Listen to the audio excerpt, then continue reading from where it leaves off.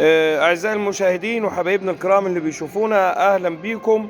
وطبعا عارفين حضراتكم الحملة الممنهجة والتطاول والشتيمة على فضيلة الشيخ محمد متولي الشعراوي رحمه الله تعالى. وزي ما انتم عارفين انه هو كان في قلوب البسطاء قبل الناس المتفرغة للعلم، فحبينا ناخد ردود الناس وردود حبايبنا البسطاء زينا اللي موجودين في عملهم ورأيهم في الشتيمة والحملة الممنهجة والتطاول على فضيلة الشيخ الشعراوي. معانا نجم التيك توك ونجم الجيل ونجم الصفحات الهادفة الأستاذ بيبو، هيقول لنا رأيه في التطاول ده ويوجه كلمة للناس دي. أهلا بك يا أستاذ بيبو. يا عم يا دكتور، ايه اخبارك يا باشا؟ تمام الدنيا. انا بقول للناس نصيحه، كل اللي عاوز الشير على التيك توك، الشير على اليوتيوب، الشير على اي صفحه، بلاش تجيبوا في سيره الدين. هتجيبوا في سيره الدين تجيبوه زين، مش الشعراوي يكون احسن. هنا عبد الحليم يكون احسن من الشعراوي. الشعراوي مفصل الدين ومفصل العلم. الشعراوي اللي بيض يكون هتجيبوه على تعملوه تمثيليه تعملوها باحترام وبأدب. المرحوم الشعراوي الله يرحمه، الشعراوي احسن من الناس ده، احسن من صلاح، احسن من عبد الحليم، احسن من وردي. لا تطلع مين ورده ده وتطلع مين عبد الحليم وتطلع مين، انت تلخبط عشان الشهره. ايه الكلام اللي قله ادب على التيك توك وعلى اللي هنا ديت اللي جايبينه؟ ومن الصحفيات بتقول هنجيبه مثلا عبد الحليم، هنجيبه محمد صلاح، هنجيبه معرف شيخ. وليه انت تروح تشاوروا ناسهم من الاول وتقولوا كذا وكذا على الشعراوي؟ الشعراوي دي تبين. الشعراوي الله يرحمه بلاش عاوزين الشهرة في اي صفحه، بلاش الشهرة على اسم الشعراوي.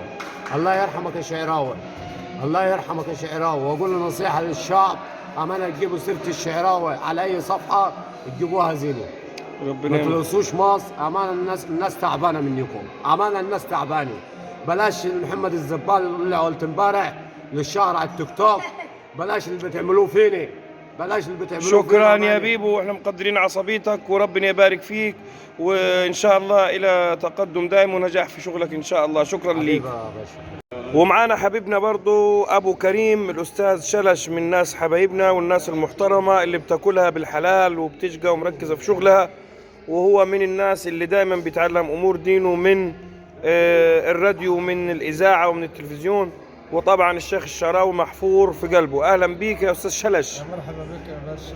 دلوقتي يا شلش، في ناس طالعه في الاعلام وبتشتم على الشيخ الشعراوي، بتقول انه هو متطرف وبيدعو للقتل وضد المرأة والكلام ده.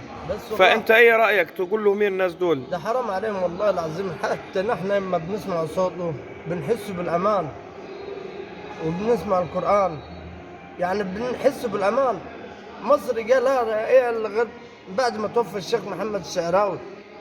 ده حرام عليهم، ده شغل كفر ده بتاعهم، شغل كفر حرام عليهم. بلاش يجيبوا في الشيخ محمد الشعراوي، حرام. ده راجل عالم وراجل دين. نعم، يا رمز الدين. مالهوش لازمه الكلام ده. والله بلاش مني الكلام ده يا اخوان، يعني حرام عليكم، حرام والله. فعلا ده اكبر حرام يا ابو كريم، وربنا ان شاء الله ينتقم منهم وينتقم من الظالم. وبنشكر حضرتك وهدى اعصابك، وان شاء الله ربنا فوق الكل، والشيخ الشعراوي فوق الجميع، رضي الله عنه وارضاه ورحمه الله. الله يرحمه. شكرا لك ابو كريم. الله يبارك.